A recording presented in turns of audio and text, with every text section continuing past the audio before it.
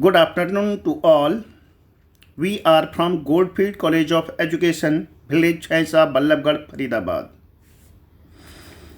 You all are welcome in our channel, The Educational and Spiritual Consciousness. As we are going to discuss B.Ed curriculum, now today the topic is evaluation, its meaning and characteristics. Generally, evaluation,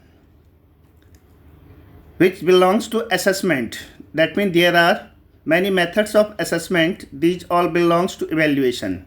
As test, the word test means to judge the knowledge, understanding and intelligence of the students. A test can be held in short after completing the chapter. A teacher can take a test of his students to know about their grasping power. Thus, the test can be informal. Second point, measurement. Measurement is a limited term and has a shorter area of measurement, some limited behavioral dimensions of the learners. In measurement, we measurement only the quantitative ability of the learner. Now, evaluation. Evaluation is a broader term than test. It includes all types and examinations in it. Its purpose is not only to check the knowledge of the learner but all the aspects of the learner. After that, we are going definitions of evaluation. There are so many educators and psychologists who have given different definitions of evaluation. Then, the term evaluation conveys several meanings in education and psychology. Different authors have different notions of evaluation. According to Hanna, the process of gathering and interpreted evidence changes in the behavior of all students as they progress through school is called evaluation. According to Encyclopedia of Education Research, evaluation means assessment or appraisal. And according to Goods, evaluation is the process of judging the value or something by certain appraisal. According to Lin, evaluation is a systematic process of collecting, analyzing, and interpreting information to determine the extent to which pupils are achieving instructional objectives. James M. Bradfield says evaluation is the assignment of symbols to phenomenon in order to characterize the worth of value of a phenomenon, usually with reference to some social, cultural, or scientific standards. According to Maffart says, evaluation is a continuous process and is concerned with then the formal academic achievement of pupils. It is interpreted in the development of the individual in terms of desirable behavioral change, relation of his feeling, thinking and actions.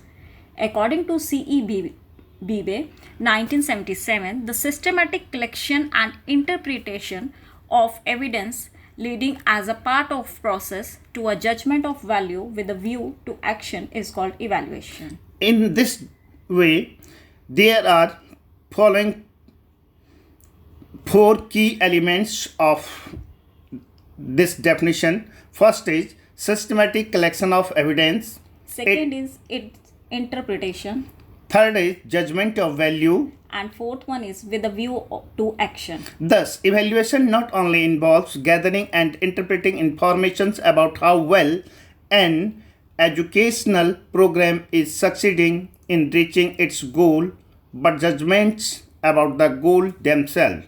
It involves questions about how well a program is helping to meet larger educational goals.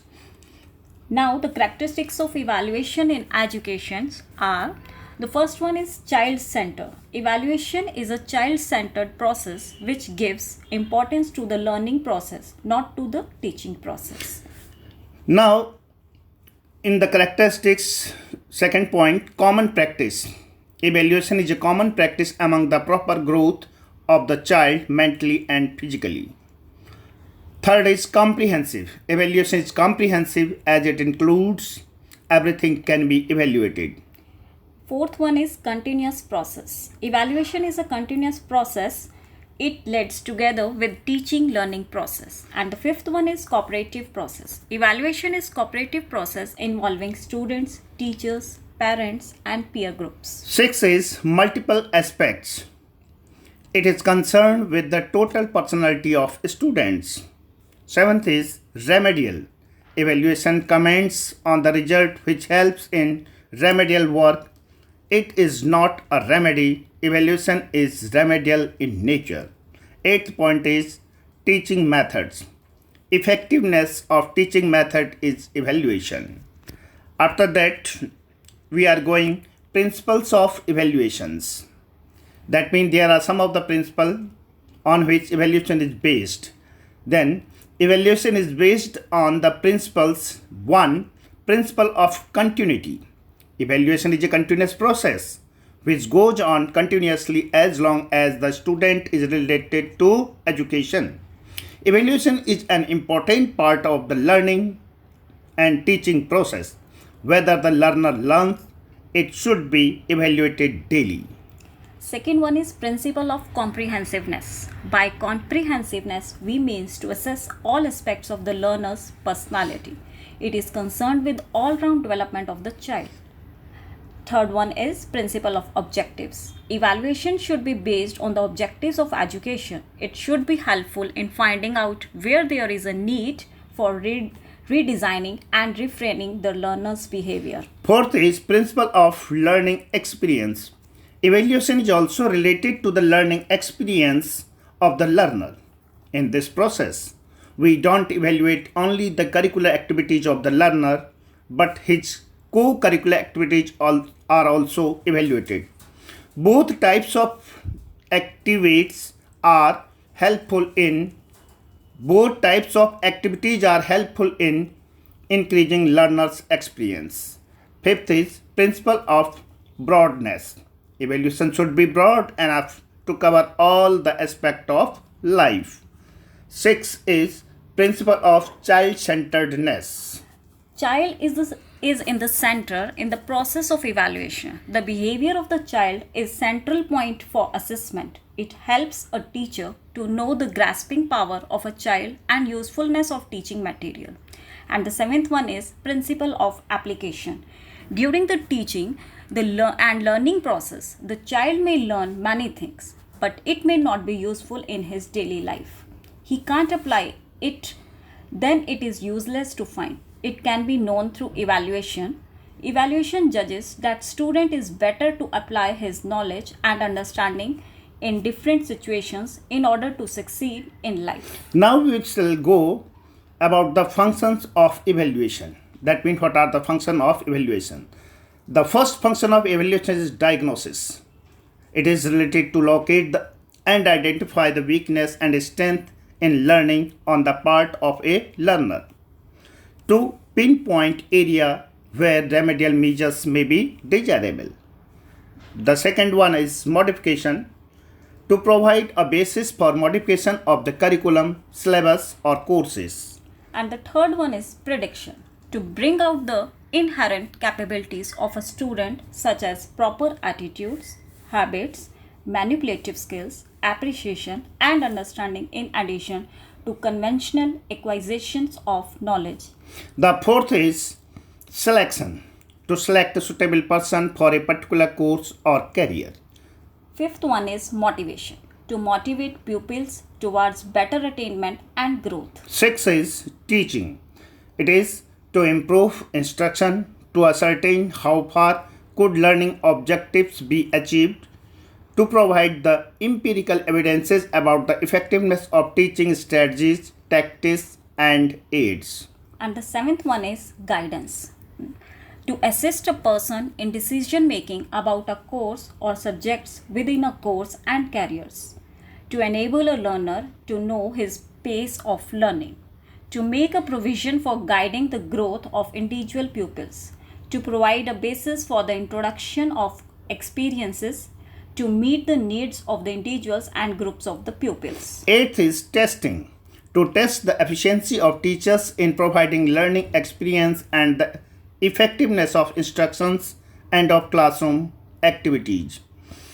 To help in developing a comprehensive criterion test.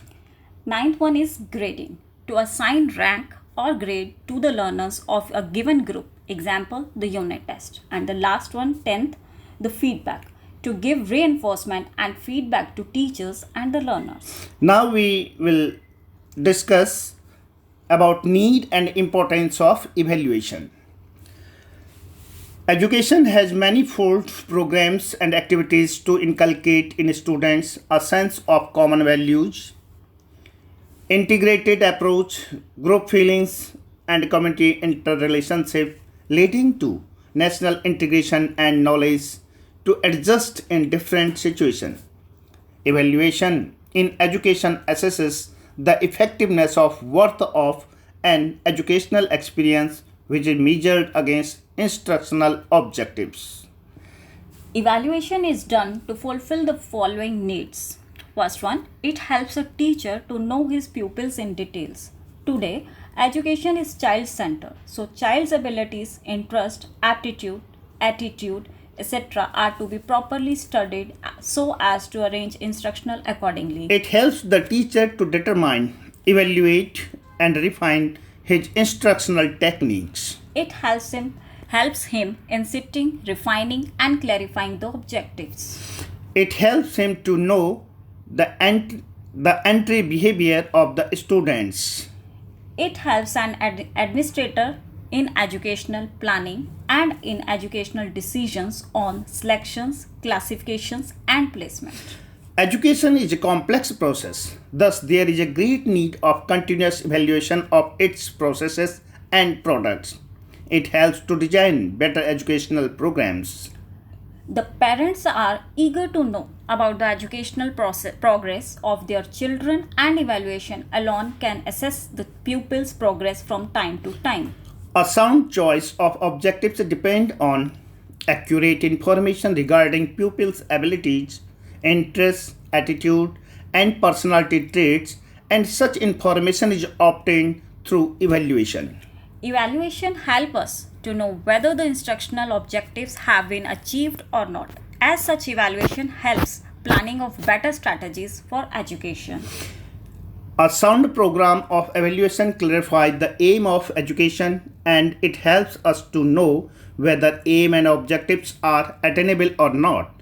As such, it helps in reformulation of aims and objectives. Evaluation studies the total child and thus help us to undertake the special instructional programs like enrichment program for the bright and remedial programs for the backward.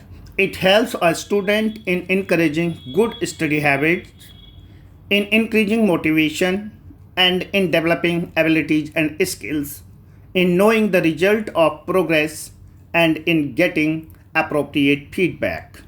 It helps us to undertake appropriate guidance services. From the above discussions, it is quite evident that evaluation is quite essential for promoting pupil growth. It is equally helpful to parents, teachers, administrators, and students. Thank you very much. This was a little effort to know about of evaluation, its types, its characteristics, and meanings. Thanks a lot. Thank you, and thank you very much. Kindly like and subscribe our channel, The Educational and Spiritual Consciousness.